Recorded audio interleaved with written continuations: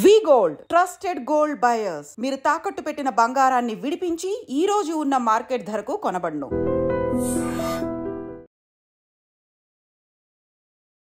నమస్కారం, welcome to I dream. ధర్మ మార్గం విత్ విజిత కార్యక్రమానికి స్వాగతం.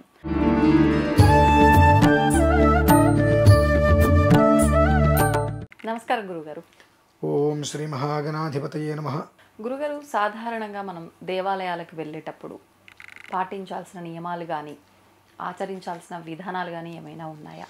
ఇప్పుడు మనం ఆచరిస్తున్నప్పటికీ తెలిసి తెలియక కొన్ని తప్పులు చేస్తూ ఉంటాం. అలాంటి తప్పులు ఏమైనా ఉన్నాయా చేయకూడనివి? తెలియక చేసే తప్పులేంటమ్మా? అంటే ఇది కరెక్టే అనిపిస్తుంది. దేవాలయంకి వెళ్ళినప్పుడు ఎన్నెన్నో చేస్తుంటాము, అది మన వరకు కరెక్టే అనిపిస్తుంది. ఎవరైనా మీలాంటి వాళ్ళు ఉంటే అది అలా చేయకూడదమ్మా అంటారు. వాళ్ళు చెప్పే వరకు మనకు తెలీదు. ఫస్ట్ మనం వినం. ఆయన నువ్వు చెప్పేది అంటే నేను చేసేది అందరూ ఉండరు కదండి. 90% అలానే ఉన్నారమ్మా. ఓకే, 90% అలానే ఉన్నారు. వినేలా చెప్పండి. జుట్టు విరబోసుకొని వస్తుంటే జడ వేసుకొని రమ్మని అని చెప్పి నా మీద ఎంత ఫైర్ అయ్యారు నాకు తెలుసమ్మా. ఆ గులోకి నన్ను నిషేధించారు. మీరు ఫైర్ అయితే చెప్పుంటారు మరి. పారాయణ నేనేదో జపం చేసుకుంటున్నా, అమ్మ వచ్చింది, అమ్మ కాస్త జుట్టు ముడి వేసుకోవచ్చు కదమ్మా అన్న. ఆ టెంపుల్కి సంబంధించి చైర్మన్ కూతురుతా ఆవిడ. అయితే అంటే జుట్టు ముడి వేసుకోకుండా వచ్చేస్తారా? వెంటనే వచ్చేసి మీరు ఎవరండి అన్నారు. నేనేదో పారాయణ చేసుకుని జపం చేసుకుని, మీరు జపం చేసుకునే వాళ్ళగా వచ్చే భక్తులతో మీకు ఎందుకంటే అన్నారు. ఇది దేవాలయం, నాకెందుకంటారేంటి మీరు? జుట్టు విరబేసుకొచ్చారు, ఇది ధర్మం కాదు అన్న. ధర్మాలు మాకు చెప్తారా మీరు అంటే వచ్చింది. నేనే చెప్పాలి, మీరే. నాకు మహా పొగరు ఎక్కువ ఇటువంటి విషయాల్లో. నేనే చెప్పాలి, మీరే వినాలి. మీకు తెలియదు, ఆలయాన్ని అడ్డం పెట్టుకొని మీకు తినడం తప్ప ఏం తెలియదు చెప్పి ఇక నేను మొదలుపెట్టాను. జుట్టు దగ్గర నుంచి తిండి దాకా ఎందుకండి? మరి ఎందుకండి అంటే ఆ అమ్మాయి ఎలా అయినా వస్తుంది, మీరెవరు మాట్లాడటానికి అన్నారు. పబ్బులోకి లంగావని వేసుకెళ్తారు అనిస్తారండి? అంటే దానికి మాత్రం డ్రెస్ కోడ్ ఉంటే వాళ్ళు ఎలా చెప్తే ఆ డ్రెస్ చేసుకొని చక్కగా వెళ్తారు. దేవాలయానికి వస్తే నీ ఇష్టం వచ్చి నువ్వు వస్తావా? చెబితే ఇదే, మీరు దేవాలయానికి రావద్దండి అన్నారు. రోజు వస్తా, నీకు చేతనం చేసుకోపోతాడు అన్న. ఇంకా చెప్పాలంటే దీన్ని బట్టి నేను మీడియాలో పెడతాను, నానా పెంటా చేసి పెడతానని చెప్పా. పెద్ద గొడవ వరకు వెళ్ళిందండి. ఆ తర్వాత ఏదో జరిగిపోయింది అయిపోయింది, అక్కడికి వచ్చేసాం బయటికి. ఇంకా అహంకారం, ఒళ్ళు బలుపు, ఎవడేం చేస్తాలే, ఎవడేమంటాలే, మా వాళ్ళ అధికారులు, నాకు అంగబలం ఉంది, నాకు అర్ధబలం ఉంది, చేసే దరిద్ర పనులు ఇవన్నీ చూసా ప్రత్యక్షంగా. అలాంటిది ఏమి ఉండదులేండి గురుగారు. కాకపోతే అంటే మనకు నచ్చని పని ఎవరైనా చెప్తే దాంట్లో కొంచెం మనం ఖండించినట్టు మాట్లాడతాం. కానీ నచ్చని పని ఏంటంటే భగవంతుడి దగ్గరికి ఇలానే ఉండాలి అని ఉంది. మీ అమ్మగారు నీకు చెప్పలేదా? మీ నాన్నగారు నీకు చెప్పలేదా? వాళ్ళు చెప్పినా నువ్వు అట్లానే వచ్చేసావు అని అంటే వాళ్ళకి నువ్వు వెలిపిపెట్టలేదా? ఇవి చాలా వస్తాయమ్మా. భారత యుద్ధం ఎందుకు జరిగింది అని అంటే ఏం చెప్తారు? అదంటే ద్రౌపది నవ్వింది అంటాడు. భారత యుద్ధం ఎందుకు జరిగింది? ద్రౌపది నవ్వింది. నవ్వేందుకే? ఇలా ఒక్కొక్కటి కూడా ఒకదానికొకటి బలం చేకూరుస్తాయి. బలం చేకూరటానికి 10 విషయాలు కావాలి. ఆ 10 నెగిటివ్లు బలం చేకూరుస్తాయి. భారత యుద్ధం జరిగింది, ఇక్కడ అదే జరుగుతుంది. ఇప్పుడు ఏ దేవాలయానికైనా మనం వెళ్ళాలి అని అంటే పురుషుడు లుంగి కట్టుకొని వెళ్ళాలి, స్త్రీ చీర కట్టుకొని వెళ్ళవచ్చు, లంగా బోని వేసుకొని వెళ్ళవచ్చు, అథవా పైన చున్నీతోటి పంజాబీ డ్రెస్ వేసుకొని వెళ్ళవచ్చు. ప్యాంట్ షర్ట్ వేసుకొని వెళ్తానంటే కుదరదు. దేవాలయంలో ధ్వజస్తంభాల దగ్గర ఇష్టం వచ్చి దీపాలు పెట్టేస్తారు. అది మనం ఏ ప్లేస్లో పెట్టాలి, ఎంతవరకు పెట్టాలి అనేటువంటి విషయం కూడా మనం చూసుకోవాలి. ఇది ఆలయం వాళ్ళు ఎవరు చెప్పరండి. పెట్టేస్తే వాళ్ళు చూసుకుని వదిలేసుకుంటారు వాళ్ళు కూడా. ఏ ప్రదేశంలో మనం దేవాలయంలో దీపారాధన చేస్తే అది మనకి ఫలితం వస్తుంది మనం తెలుసుకోవాలి. కార్తీక మాసం వచ్చింది, అడుగు పెట్టడానికి వెళ్ళకుండా మొత్తం దీపాలు వెలిగించేస్తారు. ఆలయంలో అంతా వెలిగించేస్తారు. వాళ్ళ పని అయిపోతుంది, వెళ్ళిపోతారు. అది మొత్తం రేపు పొద్దున అమ్మాయి ఇంకెవరు వచ్చి బాగు చేసుకోవాలి. నువ్వు దీపారాధన ఎక్కడ పెట్టాలి దానికి ఒక స్థలం ఉంటుంది. ధ్వజస్తంభం పరిసరాల్లో ఒక స్థలం ఉంటుంది. అక్కడ పెట్టిన తర్వాత దీపారాధన కొండెక్కింత దాన్ని తీసి నువ్వు పక్కన నువ్వే వేసి వెళ్ళాలి. అవునా? 2 గంటలు 3 గంటలు లేట్ అయినా ఓన్లీ ధ్వజస్తంభం దగ్గరైనా ఆలయంలో ఎక్కడైనా సరే అంటే ఆ దీపారాధన పెట్టవలసిన ప్రదేశం ఉంటుంది. దీపారాధన ఎక్కడైతే పెట్టావో కొండెక్కే వరకు నీ పారాయణ అక్కడే కూర్చొని అమ్మవారిని అనుష్ఠానం చేసుకుంటూ స్వామివారిని జపం చేసుకుంటూ ఏదో లలిత సహస్రం చదువుకుంటూ దీపారాధన కొండెక్కిన తర్వాత దాన్ని తీసి పక్కన పెట్టేసి వెళ్ళాలి. అది నీ బాధ్యత. కానీ అంత సమయం ఉండాలంటే ఇప్పుడు ఆలయాల్లో ఇప్పుడు ఎగ్జాంపుల్కి కార్తీక మాసమే తీసుకోండి, మనం ఇలా పెట్టి పక్కకు జరుగుతూనే ఉంటాం, వేరే వాళ్ళు వచ్చి దాన్ని పక్కకు జరపటము, ఏదో ఒకటి చేసి ఆ ప్లేస్లో పెట్టడము, ఏదో ఒకటి చేస్తూ ఉంటారు. అంతంత సమయం మనం ఉండడం కుదురుతుందంటారా? ఇప్పుడు కడుపే కైలాసం ఇల్లే వైకుంఠం అన్నారు. నీ ఇల్లు నీకుందిగా, నీ ఇంట్లో నువ్వు దీపారాధన చేసుకుంటే నేను ఎవరు కాదనరుగా. అక్కడికి వెళ్ళి నువ్వు చేసుకోవాలనుకుంటున్నప్పుడు నిన్ను ఎవరైతే కదిలించకుండా ఉంటారో అక్కడ కూర్చో. అంతే. ఎక్కడ కూర్చుంటే నిన్ను ఎవరు కదిలించరో అక్కడ 2-3 గంటలు కూర్చో. తర్వాత దీపారాధన పూర్తయిపోయిన తర్వాత మనం అక్కడ కూర్చున్న తర్వాత కూడా మనకు ఉన్నటువంటి విపరీతమైన మూఢభక్తి 2 ప్రమిదలు పెట్టి ఆ ఒత్తులు మన వైపు వేసుకొని వెలిగించుకుంటాం. అది అంటే మనకు దీపం పెట్టుకుంటాం మనం అక్కడ. భగవంతుడికి దీపారాధన వెలిగించామా మనకు దీపం పెట్టుకుంటున్నామా తేడా ఉంటుందండి. 2 భగవంతుడి వైపు ఉండాలి. ఇళ్ళల్లో కూడా ఇటువైపు పెడతారు, ఎందుకు అర్థం కాదు. అవును. నాకు భలే ఆశ్చర్యం వేస్తుంది. ఎవరికి పెడుతున్నట్టు దీపం? ఇటువైపు అంటే పెట్టడం, అటువైపు అయితే చేయటం. పెడుతున్నారా చేస్తున్నారా? ఇటువైపు మీరు పెట్టారా మీకు సంపదలు ఉండవు, హరించుకుపోతాయి, పైసా మిగలదు, నిరంతరము ఏడుపే, జీవన పోరాటమే. మనకు ఎండమావుల్లాగా అక్కడేదో మనకి ఇంత కనిపిస్తుంది, రేపు మందే అనిపిస్తుంది, వెళ్ళిన దగ్గర నుంచి అది వెళ్తూనే ఉంటుంది. ఇంకా ఏమి జీవితానికి చీకటి మినహాయిస్తే ఏం కనిపించదు ఇటువైపు పెట్టుకుంటే. అటువైపు దీపారాధన చేస్తే సిరుల పంట, కనక వర్షం కురుస్తుంది. అది మనం తెలుసుకోవాలమ్మా. దేవాలయానికి వెళ్ళేటువంటి వాళ్ళు ఇదెందుకు చేయాలి అదెందుకు చేయాలి అని అడిగేటువంటి వ్యవస్థ ఒకప్పుడు లేదు, ఇప్పుడు తయారయ్యారు ప్రతిదానికి కూడా. ఎందుకంటే దేవాలయంలో వాళ్ళు కూడా అంతే తయారవుతున్నారు. భగవంతుని వ్యాపార ధోరణిగా మార్చేశారు కాబట్టి ఎవరితో వచ్చినట్టు వాళ్ళు వెళ్తున్నారు. ఇంటి దగ్గర నుంచి బయలుదేరితే కాళ్ళకు పసుపు రాసుకొని ఇంటి దగ్గర నుంచి బయలుదేరితే దేవాలయంలోకి వెళ్ళి కాళ్ళు కడుక్కొని మెట్లెక్కిన తర్వాత ఏది ఆలయానికి వెళ్ళావు నువ్వు ముందు, ఆలయంలో ఉండేటువంటి ఆంజనేయ స్వామి అనేది ఒంటి ఉంటుంది, బయట ఒంటిని స్పృశించు, ఒంటికి నమస్కారం చేసుకో. వైష్ణవాలయానికి వెళ్ళావు, గరుత్మంతుడు ఉంటాడు. శివాలయానికి వెళ్ళావు, నంది ఉంటాడు బయట, ముందుకు నందికి నమస్కారం చేసుకో.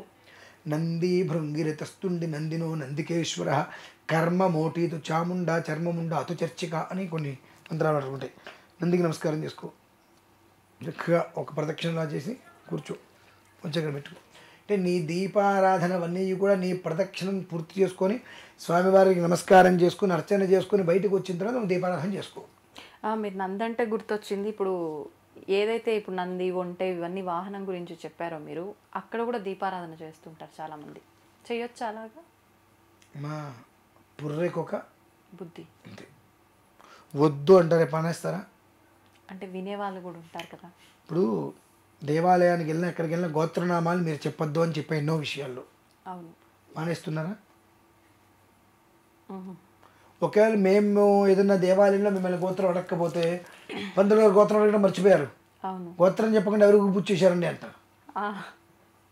మా నాన్నగారి దగ్గరికి నేను వెళ్ళి నాన్న నీ కొడుకుని నేను అని చెప్పుకుంటే ఎలా ఉంటుంది? మూర్ఖత్వం. భగవదారాధన చేసి గోత్రనామాలు చెప్పుకుంటే అలా ఉంటుంది పరిస్థితి. చెప్పకూడదు. ఇవి వింటారా ఎవరైనా? వినారు. గురుగారు మీరు చెప్తే మేము వింటామని అంటారు, వివరంగా చెప్తా. ఇంకొక దేవాలయానికి వెళ్తే వాళ్ళు గోత్రం పెడితే మీరు చెప్తారా చెప్పరా?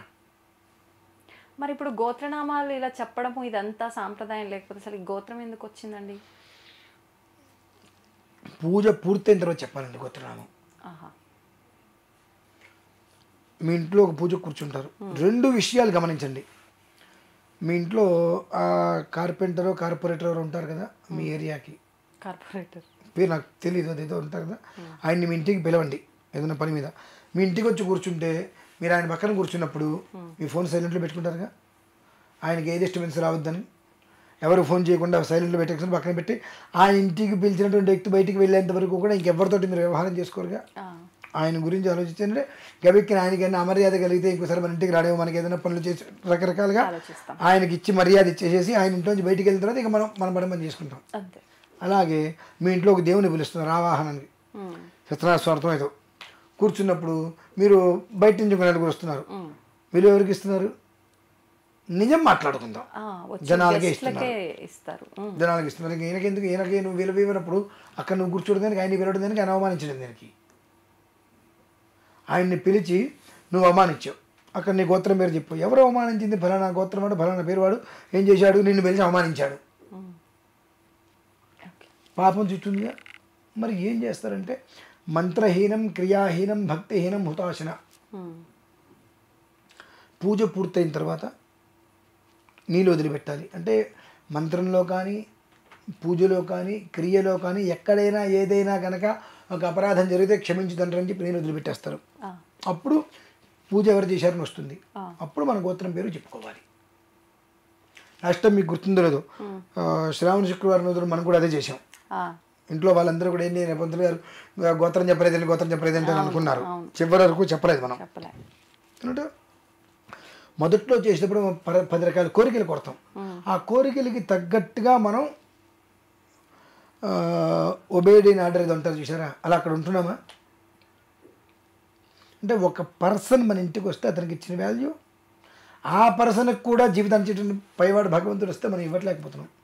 కాబట్టే ఆ ఇవ్వలేని పరిస్థితి వచ్చి ఆ దోషానికి నువ్వు ప్రాముఖ్యత చెందుకొద్దు నీకు అని చెప్పి గోత్రం పేరు లేనటువంటిది అక్కడ వద్దు. చివరిలో మేము ఈరోజు సంధ్యావందనం చేస్తాం.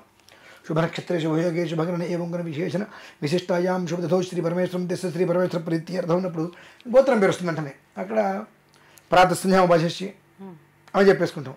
సంధ్యావందనం మొత్తం పూర్తయిపోయిన తర్వాత చతుస్సాగర పడిందో అప్పుడు మా గోత్రం పేరు చెప్పుకుంటాం మేము. అది విధానం. అది మార్చేసేసి నా ఇష్టం వచ్చేట్టు నేను వ్యవహారం చేస్తానంటే అనుభవించేది అందరూ అనుభవిస్తారమ్మా. గురుగారు ఒక డౌట్, అంటే కరెక్ట్గా గుర్తుకు లేదు కానీ ఇది ఇంతే ఉందేమో అనిపిస్తుంది. ఇప్పుడు వ్రతాలు ఇలాంటివి చేసేటప్పుడు వరలక్ష్మి వ్రతం అన్నారు కాబట్టి వరలక్ష్మి వ్రతమే తీసుకుందాము. మొదటి పేజీలో ఫస్ట్ మనం పూజ మొదలుపెట్టిన ఒక 2-3 లైన్ల తర్వాత వెంటనే గోత్రనామాలు చెప్పుకోవాలి అని చెప్పి వస్తుంది కదా, పుస్తకంలో రాస్తారమ్మా. ఇప్పుడు వరలక్ష్మి వ్రతం పుస్తకంలో 2వ పేజీలోనే శుభ నక్షత్ర శుభయోగి వచ్చినప్పుడు గోత్రం పేరు వస్తారు. అక్కడ అది కనుక రాజలేదు అని అంటే మీరు ఆ పుస్తకం కొంటారా? అంతే అంటారా? కొనమంటారా? అంటే జనాలు ఇక్కడ మైండ్గా ఫిక్స్ అయిపోయారు ఇది ఇంతే అని. అది ఎంత పాపమో అర్థం కావట్లేదు వాళ్ళకి. అనుభవిస్తే తెలుస్తుందని అంటారు కదా, ఇవన్నీ అనుభవించేవి. కానీ ఆ తప్పుల వల్లే అనుభవిస్తున్నామన్న జ్ఞానం ఉండట్లేదు కదా. అది కర్మ ప్రారంభం. చెప్తే వినాలి, స్వతహాగా తెలియాలి, రెండూ చేయనప్పుడు అనుభవించాలి. అనుభవించేటప్పుడు నువ్వు ఎన్ని పూజలు చేసినా, ఎన్ని గోపురాలు తిరిగినా, ఎన్ని గుళ్ళకి వెళ్ళినా పుణ్యం రాదుగా నీకు. ఇది ఒక్కటి మానొచ్చుగా, ఇవి మనం ప్రతిదీ ప్రతిదీ ప్రతిదీ ఇంట్లోంచి దేవాలయానికి వెళ్తున్నామనంటే మనం ఎప్పుడు వెళ్తాం దేవాలయానికి? ఎప్పుడు వెళ్ళాలి, ఎప్పుడు వెళ్తాం? అది కూడా మన ఇంట్లో పనులు మొత్తం పూర్తి చేసుకొని ఆరాంసే వెళ్తాం. మళ్ళీ ఇంట్లో పని టయానికి అడిగి వచ్చేస్తాం. అంటే భగవంతుడు దగ్గరికి వెళ్ళి రావడానికి కూడా నువ్వు ఒక ప్రత్యేకమైన టైం, నీకు నచ్చిన టైం కేటాయించుకుంటున్నావు. కానీ అంటే ఇంట్లో అంతా శుభ్రం చేసుకొని మనం కూడా ఫ్రెష్ అయిన తర్వాతే కదా ఆలయానికి. కరెక్టేనమ్మా. పెందలాడ చేసుకోవచ్చు. కానీ మీరు 4 గంటలకి ఫ్లైట్ ఏం చేస్తారు? అర్లీగా లేస్తాం. 6ంటికి ఫ్లైట్, స్నానం చేసి అంతా ఇంట్లో రెడీ అయ్యాక వెళ్తాం. మరి నువ్వు గుళ్ళోకి వెళ్ళాలంటే ఇంట్లో ఆ టైంలో ఎందుకు లేవలేకపోతున్నావు అంటే మనం ఇచ్చే వాల్యూ ఎవరికి ఇస్తున్నాం, దేనికి ఇస్తున్నాం విషయం మనకు కూడా అర్థం కావట్లా. ఎవరికి వాల్యూ ఇవ్వాలి, ఎవరికి ఇస్తున్నాం అనేటువంటిది మనం గమనించుకోవాలి. ఎప్పుడు అంటే ఫ్లైట్ టికెట్ పోతే 3,000 రూపాయలు పోతాయని మనం ఆలోచిస్తున్నాం. కానీ ఇక్కడ ఇన్ టైంలో మనం వెళ్ళలేకపోతే జీవితం నష్టపోతున్నాంగా. ముండమోపి 3,000 రూపాయలు ఇంపార్టెంటా, జీవితం ఇంపార్టెంటా? జీవితం. అది మనం గమనించుకోవాలి. మీకు ఒక హాస్యాస్పదమైన విషయం చెప్పంటారా? అష్టాచం మారుతారు కదా, వేస్తారు. ఫస్ట్ వేస్తారు, 2 పడుతుంది. ఎవరికంటారు అది? దేవుడికి. అదే అష్టాపడితే మనం కాయిన్ ఎక్కిస్తాం. కాయ అంటే కనీసం ఆటల్లో కూడా పెద్ద బంధం పడితే మనం దేవుడికి వెళ్ళలేకపోతున్నాం. ఆటల్లో కూడా పెద్ద బంధం పడితే దేవుడికి మనం వెళ్ళలేకపోతున్నాం, చిన్న బంధం పడితే దేవుడికి ఇస్తున్నాం. ఇక మనం దేవుడిని ఎలా అడుగుతున్నాం అంటే ఎంత సెల్ఫిష్గా ఉన్నాం మనం. ఇంత సెల్ఫిష్గా ఉన్న మనకు అనుగ్రహం రావాలంటే ఎలా వస్తుంది? ఆశీస్సులు ఇమ్మంటే భగవంతుడు ఎలా ఇస్తాడు?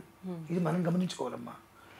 నేను దేవుడి దేవాలయానికి వెళ్ళక్కర్లేదు, దీపారాధన చేయక్కర్లా. నీ ఇంట్లో ఉండేటువంటి భగవంతుడికి నువ్వు ఆరాధన చేసుకుంటే చాలు.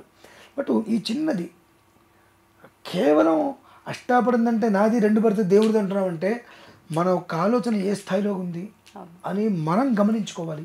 ఇటువంటి స్థితిలో మనకు ఉన్నప్పుడు మన ఒక పొజిషన్ ఏ రకంగా ఉంది, మన ఆలోచనలు ఎలా ఉన్నాయి, మనకు రావాల్సిన మంచి మనకి ఎంతవరకు వస్తుంది అని మనం క్యాచ్ చేసుకోగలమా అనేటువంటివి మనం గమనించుకోవాలి. భగవంతుడు ఆలయం ఎందుకు ఉంటుంది తెలుసా అసలు? మీరు గుడికి వెళ్ళటానికి కాదు, ప్రతి ఇంట్లో కూడా సూర్యోదయంలోపు దీపారాధన చేయాలి. మనం చెయ్యట్లా. ఖచ్చితంగా దేవాలయాల్లో సూర్యోదయంలోపు దీపారాధన చేస్తారు. సూర్యకిరణాలు భూమి మీద పడేలోపు ఏ దేవాలయంలో ఏ ఇంట్లో దీపం వెలుగుతుందో ఆ ఇల్లు ఎప్పుడు కలకలాడుతూ ఉంటుంది. అలా ఇంట్లో ఎవరు కూడా ఇప్పుడు 5:30 లోపు దీపారాధన చేసేవాళ్ళు లేరు కాబట్టి సూర్యోదయంలోపు ఏ దేవాలయంలో దీపారాధన జరుగుతుందో ఆ దేవాలయ ప్రాంగణం పరిసరాలు మొత్తం కూడా ముందు ఆ భగవంతుడి అనుగ్రహం వల్ల చల్లగా ఉంటాయి. దానికోసమే దేవాలయాలు ఉన్నాయి. ప్రతి ఇంట్లోనూ 5:30 కల్లా చేసేటట్టయితే కనుక దేవాలయంతో పని ఉందమ్మా, ఇల్లే దేవాలయం కదా. అది మనం గమనించుకోవాల్సిన విషయం. దేవుడు ఎందుకున్నాడు? మనం చేసిన పాపాన్ని తుడిచేయడానికే. అంటే ఇక ఒకసారి తుడిచేస్తే మళ్ళీ వెళ్తాం, మళ్ళీ పాపం చేస్తాం, మళ్ళీ వస్తాం, ఇదేనా? మన ఇంట్లోనూ దేవుడు ఉన్నాడు. కానీ దేవాలయంలో ఎందుకు ఉన్నాడు దేవుడు అంటే ఆయన దగ్గరికి మనం వెళ్ళినప్పుడు భగవంతుడా, ఆయన ఒక్కరితోటి మనం నిజం చెప్పుకోగలుగుతాం. ఇప్పుడు ఆయనతో కూడా అబద్ధాలు చెప్తున్నాడు కదా, వేరే విషయము. ఆయన ఒక్కరితోటి భగవంతుడా, ఈ జన్మలో నా వల్ల తెలుసో తెలియక ఎవరైనా ఇబ్బంది పడ్డారేమో, ఇకపై ఇబ్బంది ఉంటే నన్ను ఇబ్బంది పెట్టు, కానీ నా వల్ల ఎవరిని ఇబ్బంది పెట్టక భగవంతుడా, నన్ను ఇబ్బంది పెట్టు. ఇన్ని ఇబ్బందులు పడ్డా ఎదుర్కోగల శక్తి నాకు నువ్వు ఇచ్చావు, నేను ఎదుర్కొంటా. కానీ నా వల్ల మాత్రం ఎదుటి మనిషి ఇబ్బంది పడకుండా ఉండేటువంటి ఒక్క అవకాశం భగవంతుడా అని అంటే నీకు ఇబ్బంది రాదు. నీ వల్ల ఎవరికి ఇబ్బంది లేకుండా చక్కటి ఆశీర్వచనం భగవంతుడు ఇస్తాడమ్మా. దానికోసం మనం దేవాలయానికి వెళ్ళాలి. చాలా గొప్ప మనసు ఉండాలేమో ఇలా కోరుకోవాలంటే. ఇదే కోరుకోవాల్సింది. భగవంతుడి దగ్గరికి ఇందుకోసమే వెళ్ళాలి. ఇక రెండేంటంటే నువ్వు ఎలా ఉన్నావు తండ్రి, ఇంతమంది జీవితాన్ని ఉద్ధరింపజేస్తున్నావు. ఒక్కొక్కడు ఒక్కొక్క రకమైన ఆలోచనతో ఉంటాడు. అందరినీ జాగ్రత్తగా ఒక తాటి మీద తీసుకురావాలను, ఎవరికి ఏ క్షణంలో పెట్టాలి అన్నీ జాగ్రత్తగా చూసుకుంటూ వస్తున్నావు కదా తండ్రి, నువ్వు ఎలా ఉన్నావు. ఈ రెండిట్లో కోసమే ఆలయానికి వెళ్ళాలండి. అంతేగాని మన కోరికలు కోరుకోవడం కోసం కాదు. ఇది కావాలి అది కావాలి అని కోరుకోవడం కోసం ఆలయానికి ఇప్పుడు వెళ్ళకూడదు. అంటే అది కోరికలు తీర్చేటువంటి నిధి కాదు కదండి ఆలయము. పుణ్యాన్ని సంప్రాప్తం చేసేటువంటిది. నీ దగ్గర పుణ్యం ఉంటే డబ్బు వస్తుంది. అంటే కోరికలు తీర్చే ఒక కాదు అని అన్నారు. కానీ మీరు ఇందాక చెప్పినట్టుగా చూస్తే మన తండ్రి దగ్గరికి వెళ్ళి నేను నీ కొడుకునని చెప్పుకుంటామా అని అంటే ఒక తండ్రిగా భావిస్తే మన తల్లిదండ్రులను అయితే మనకు కావాల్సినవి మనం అడుగుతాం కదా, అలానే భగవంతుని అడుగుతాం. తల్లిదండ్రులు మనం అడగక్కర్లేదండి, మనకి ఏది కావాలో వాళ్ళే చూసిస్తారు. అంటే కొన్ని సందర్భాల్లో వాళ్ళు ఇస్తారు, ఇచ్చినప్పటికీ మనకు కావాల్సినవి కూడా మనం అడుగుతుంటాం. మనకు కావాల్సింది మనం అడుగుతాము. ఒకవేళ అది మనకు కనుక సరి అయింది కాకపోతే వాళ్ళు ఎవరుగా, అవును, అది మీకు మంచిదని మీకు తెలుసు. మీ పిల్లలు అనుకుందాం కాసేపు, వాళ్ళు కత్తితో ఆడుకుంటారు, మీరు ఒప్పుకుంటారా? అది నాకు నచ్చింది, నాకు బాగుంది బాగుంది అని అంటారు వాళ్ళు. అరిచో కరిచో అది తీసి పక్కన పెట్టేస్తారు. అందువలన పిల్లలకి ఏంటి, అది నాకు బాగుందని వాళ్ళు అనుకుంటారు, అది వాళ్ళకి ప్రమాదం అని చెప్పి మీకు తెలుసు. అలాగే మనం అడిగినప్పుడు భగవంతుని అది మనకు మంచిది అనిపిస్తుంది, అది మనకు మంచిదాకా అది ఆయనకి తెలుసు. కాబట్టి అది ఇవ్వాలా ఇవ్వకూడదు ఆయన నిర్ణయించుకుంటాడు. సో మనం అడిగింది ఇవ్వలేదు కాబట్టి మనకు భగవంతుడు లేడు. మన మైండ్ తత్వం అన్నది అంతే. కాబట్టి ఆ మన మైండ్ సెట్ ముందు మనకు అనుకువగా మార్చుకోవాలి. మైండ్ చెప్పింది మనం వింటాం కాదు, మనం చెప్పింది మైండ్ వినాలి, మనం చెప్పింది మనస్సు వినాలి. ఈ రెండు మన కంట్రోల్లో ఉంటే విశ్వం మనకు కనెక్ట్ అవుతుందండి. ఖచ్చితంగా తెలుసుకోవాల్సిన విషయం. దేవాలయము అంటే ఏంటంటే శరీరమే, దేహమే దేవాలయం, దేహమే దేవాలయం. ఆ దేహమే దేవాలయం అనేటువంటిదంటే దాన్ని ఎంత జాగ్రత్తగా మనం చూసుకోవాలి. నువ్వు ఎంత శుచిగా ఉంటే ఆలయానికి వెళ్తున్నావు. సో నీ దేహమే ఒక దేవాలయం. నీ దేహాన్ని నువ్వు ఎప్పుడు శుభ్రపరుచుకుంటూ ఉంటే దేవాలయంలో ఉన్న దేవుడు ఇంటికి వచ్చి వస్తాడు. అంటే ఎక్కడైతే పరిశుభ్రమైన వాతావరణం ఉంటుందో అక్కడ భగవంతుడు ఉంటాడు. అది నీళ్ళే ఎందుకు కావద్దు, అది మనం గ్రహించుకోవాలమ్మా. తెలిసి తెలియకంటే చాలామంది ఎవడేం చేస్తాడు నేను చేస్తా అనే దానికోసమే చేస్తున్నారమ్మా. అవును. మంచి ఏంటి, చెడేంటి, విచక్షణ ఏంటి అన్నీ తెలిసి కూడా నా ఇష్టం అన్ని రీతిలో చేస్తున్నాడు. భగవంతుడు ఏంటి, నీ ఇష్టం, నువ్వు చేశావు, దాని దగ్గర ప్రతిఫలమే నేను ఇస్తా, అంతే. ధన్యవాదాలండి.